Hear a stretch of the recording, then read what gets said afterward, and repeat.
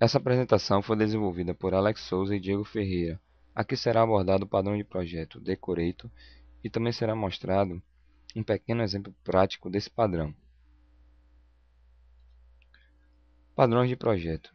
Com relação à utilização desses padrões de projeto, cada padrão descreve um problema no nosso ambiente e o cerne da solução, de tal forma que você possa usar essa solução mais de 1 milhão de vezes, sem nunca fazê-la da mesma maneira. É sempre útil a utilização de estruturas de qualidade já testada na resolução de um problema quando estamos desenvolvendo um software. Por isso é muito importante fazer uso dos padrões de projeto sempre que é necessário. O padrão Decorator. A intenção para o uso do padrão é dinamicamente agregar responsabilidades adicionais a um objeto. Os Decorators fornecem uma alternativa flexível ao uso de subclasses para extensão de funcionalidades. Esse padrão faz com que algoritmos sejam construídos de maneira que possamos acumular comportamentos, ou seja, criar extensões. Nessa figura, nós temos a estrutura do padrão de projeto Decorator. Aqui nós temos uma interface chamada Component, a interface para os objetos da classe ConcreteComponent e Decorator. Essas duas irão implementar os métodos definidos em Component. O ConcreteComponent define o objeto a ser decorado, objeto para o qual responsabilidades podem ser adicionadas. Já Decorator é a classe que mantém uma referência ao objeto da interface Component e também define métodos abstratos que deverão ser implementados nas suas subclasses ConcreteDecorator A e ConcreteDecorator B, que por sua vez essas duas classes irão decorar funcionalidades ao objeto a ser decorado.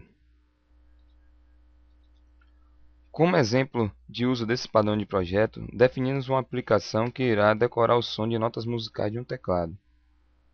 O teclado é um instrumento musical que pode emitir sons de outros instrumentos. A justificativa para o uso do padrão é que se pode ter um instrumento musical decorado, no caso o teclado, que emite o som de outros instrumentos musicais decoradores, que pode ser guitarra, bateria, flauta, etc. Nessa figura está a estrutura da solução com a utilização do padrão Decorator. Nela nós temos uma interface chamada Instrumento, que é essa aqui, que define o comportamento dos instrumentos musicais. Temos mais duas classes, chamada Instrumento Decorador e Teclado, que são as classes que vão implementar a classe Instrumento. Também temos mais duas classes, Bateria e Guitarra, que herdam da classe Instrumento Decorador e vão também implementar o método Decorar Som. Vamos falar mais detalhadamente de cada um separadamente. A classe Teclado, como pode ser visto tanto na imagem como na implementação logo abaixo, é a classe que tem um método a ser decorado, que é o método emitir som. Ela implementa esse método da interface instrumento. O método recebe uma nota musical e produz o som dessa nota musical de uma maneira normal. Já a classe instrumento decorador, ela é uma classe abstrata, mas também implementa o método emitir som da interface instrumento e define um método abstrato chamado decorar som que deve ser implementado pelas suas subclasses, que aqui será bateria e guitarra. Além disso, ela mantém uma referência à interface instrumento. Através desse objeto, é possível fazer referência tanto à classe, os decoradores, tanto a bateria como a guitarra.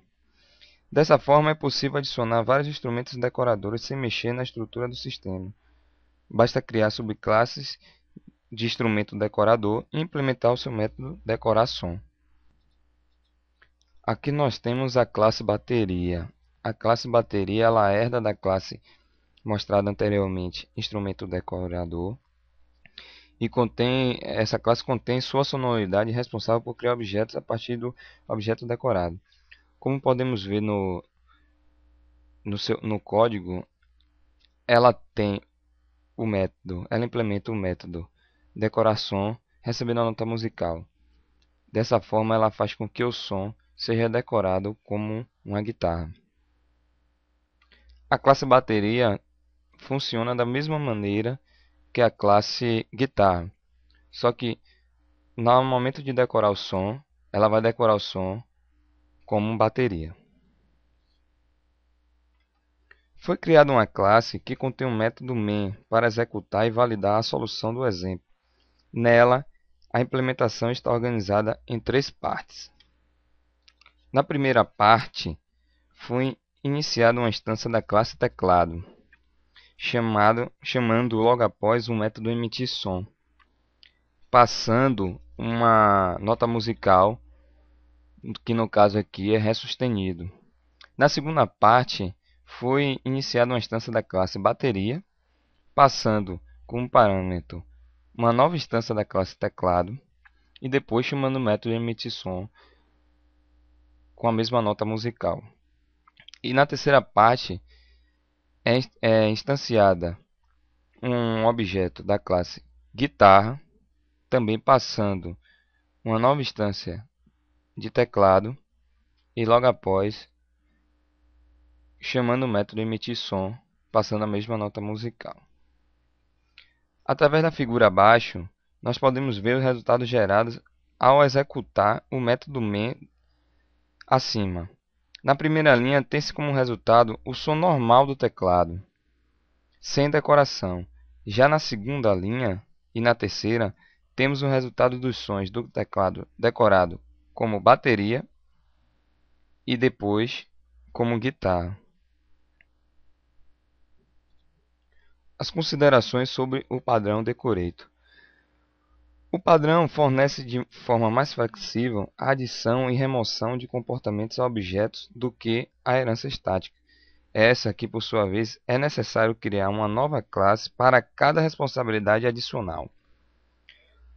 O Decorator evita classes com muita característica no topo da hierarquia.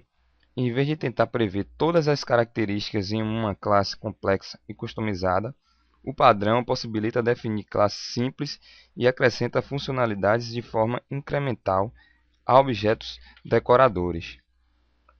Um ponto negativo nesse padrão é o que o decorador e o objeto incluso não são idênticos, suas identidades são distintas. Outro ponto não favorável é a grande quantidade de pequenos objetos parecidos, que podem dificultar pessoas que não conhecem o projeto a aprenderem e a depurar. Bem, obrigado e até a próxima vez.